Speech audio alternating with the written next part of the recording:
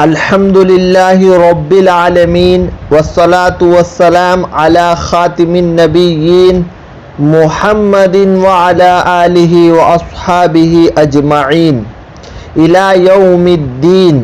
اما بعد، قال نبی صلی اللہ علیہ وسلم النکاح من سنتی وقال اذا تزوج العبد فقد استکمل نصف الدین فلیتق اللہ فی نصف الباقی. ترجمہ: نکاح میری سنت ہے، اور فرمایا جب بندہ نے نکاح کر لیا تو اس نے آدھا ایمان مکمل کر لیا، لہذا اس کو باقی نصف میں اللہ سے ڈرنا چاہیے. میں نے اللہ کے رسول صلی اللہ علیہ وسلم کی 2 حدیثیں پڑھی ہے. ان دونوں میں نکاح کے بارے میں بتایا گیا ہے. پہلی حدیث میں رسول اللہ صلی اللہ علیہ وسلم نے نکاح کو اپنی سنت قرار دیا ہے، اور دوسری حدیث میں نکاح کو نصف ایمان فرمایا. نکاح کی اہمیت و فضیلت کے لیے اتنا ہی کافی ہے کہ نکاح انبیاء کی سنت ہے، اور قرآنی آیت بھی اس کا ثبوت ملتا ہے. ارشاد ربانی ہے وَلَقَدْ أَرْسَلْنَا رَسُولًا مِّن قَبْلِكَ وَجَعَلْنَا لَهُمْ أَزْوَاجًا وَذُرِّيَّةً. ترجمہ: بلا شبہ ہم نے آپ سے قبل بہت سے رسولوں کو بھیجا اور ان کی بیویاں بچے بھی دیے.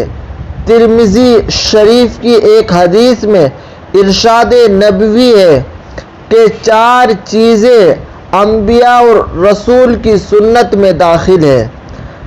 نمبر 1 شرم و حیا.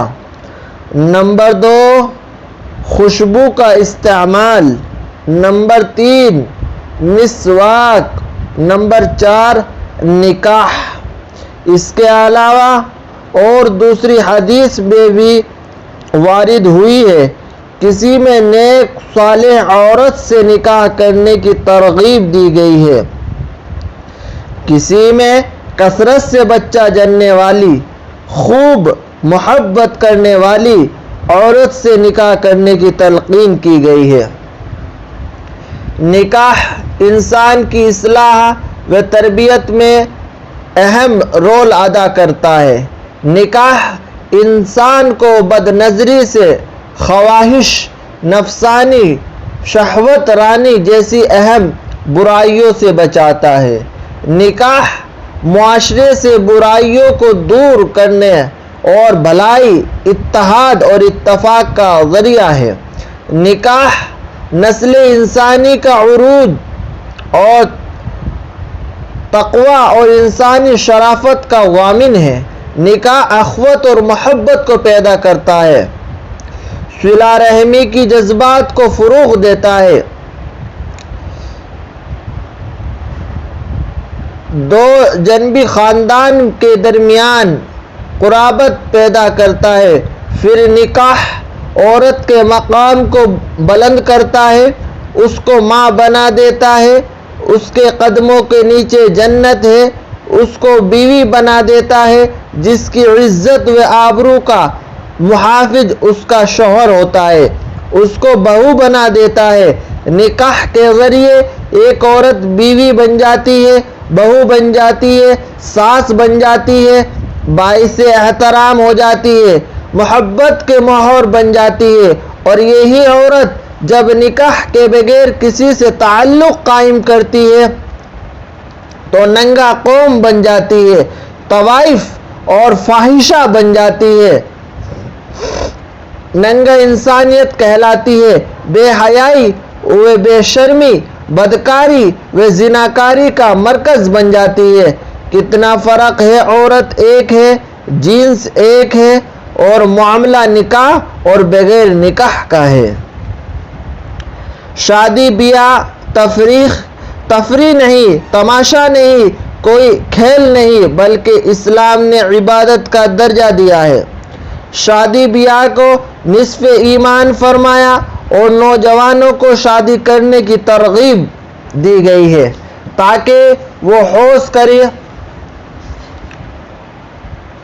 محفوظ رہے اور بد نظری اور محفوظ رہے زناکاری سے، محفوظ رہے گناہوں سے دور رہے، معصیتوں سے اجتناب کرے، اس لیے کہ شیطان انسانی فطرت سے واقف ہے، شہوانی اور جذبات سے آگاہ ہے، وہ عورتوں کے ذریعے مردوں کو گمراہ کرتا ہے اور ان کو زناکاری و بدکاری میں مبتلا کر دیتا ہے، اسلامی اصول و قواعد کے خلاف ورزی کراتا ہے، خود رسول کی نافرمانیاں کراتا ہے اور انسان اپنی نفسانی شہوانی خواہش کو دباؤ میں ہر جرم کر گزرتا ہے، جذبات کی شدت سے مغلوب ہو کر وہ حیوانیت کی حد میں داخل ہو جاتا ہے۔ اس لیے حدیث پاک میں فرمایا گیا کہ عورتیں شیطان کا جال ہے، وہ اس جال کو شکار پھنسنے کے لیے استعمال کرتا ہے، اور شیطان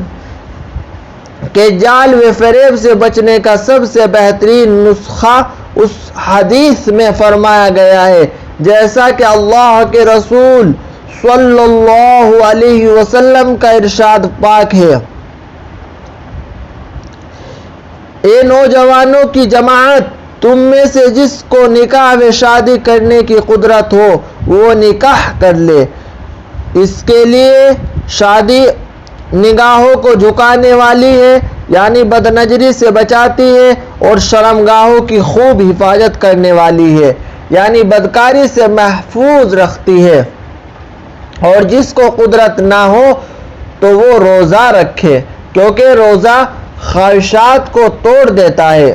آپ نے نکاح اور شادی بیاہ کی فضیلت و اہمیت کے بارے میں تھوڑا بہت جان لیا، اب اتنا اور جان لیجئے کہ اسلام سادگی پسند ہے، بلا وجہ کے رسم لایعنی باتیں سے بچنے اور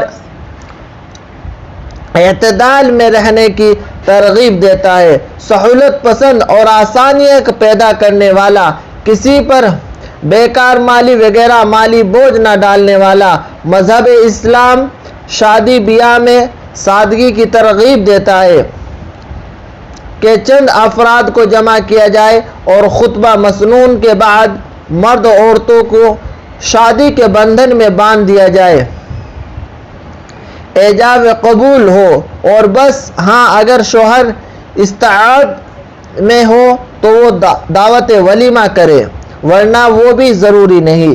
شادی کے بعد بیوی اپنے شوہر کے گھر رہنے لگے، اس کا تمام جائز خرچ شوہر کے ذمے ہے۔ نکاح کی اسلامی رسم اتنی ہے کہ اس کا اعلان کر دیا جائے، اور اعلان کا بہترین طریقہ یہ ہے کہ مساجد میں نکاح ہو، نمازی حضرات روزانہ 5 وقت کے نماز کے لیے مسجد میں جمع ہوتے ہو، اس طرح سب کو معلوم ہو جائے گا کہ فلاں بن فلاں نے فلاں بنت فلاں سے نکاح کیا ہے، اور ردف یہاں کر بھی اعلان کیا جا سکتا ہے، مگر اتنا جان لیجیے کہ اصل مقصد نکاح کا مشہور کرنا ہے۔ ترمذی شریف کی روایت میں ہے کہ اللہ کے رسول صلی اللہ علیہ وسلم نے فرمایا کہ نکاح کا اعلان کرو، نکاح مسجد میں کرو، اور اس کے لیے جتنا سادہ اور آسان طریقہ ہے اسلامی نکاح کا، نہ جہیز، نہ بارات، نہ رسم، کچھ بھی نہیں۔ اب ذرا ہم اپنے گریبان میں منہ ڈال کر دیکھیں، اپنے حالات کا جائزہ لیں کہ ہم نے نکاح شادی بیاہ کو کیا بنا دیا ہے۔ ہمارے زمانے کی شادیاں، ہمارے معاشرے کا نکاح حقیقت میں نکاح نہیں بلکہ انسانیت کی تجلیل ہے، کاروبار ہے، تجارت ہے، نام و نمود ہے، تماشا ہے، نمائش ہے، ریاکاری ہے۔ ہم نے جہیز کی لعنت اختیار کی ہے، شادی بیاہ کے نام پر جہیز و طلاق جیسی مشرکانہ رسمیں انجام دیتے ہیں، عورت اور فرد فروخت کرتے ہیں، لڑکوں کو نیلام کرتے ہیں۔ ہماری شادیاں محبت کا ذریعہ نہیں، عداوت کا باعث بن گئی ہے، حرص و طمع کمینہ پن کی علامت بن گئی ہے۔ جہیز کے نام پر، طلاق کے نام پر شادی بیاہ میں جو خرافات اور رسمیں کی جاتی ہیں یہاں رائج ہو گئی ہے، وہ خالص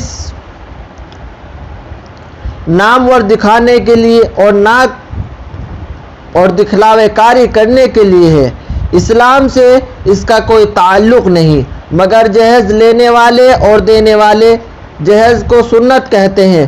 رسول خدا صلی اللہ علیہ وسلم کی سنت کے نام پر اپنی حوص کاری کو چھپاتے ہیں اور کہتے ہیں کہ اللہ کے رسول نے اپنی پیاری شہزادی حضرت فاطمہ رضی اللہ عنہا کو چکی، گدا، تکیہ، پلنگ، مشکیزہ اور مٹکا عطا کیا تھا، مگر جہیز کو سنت رسول کہنے والوں کو اس سنت کی حقیقت معلوم نہیں۔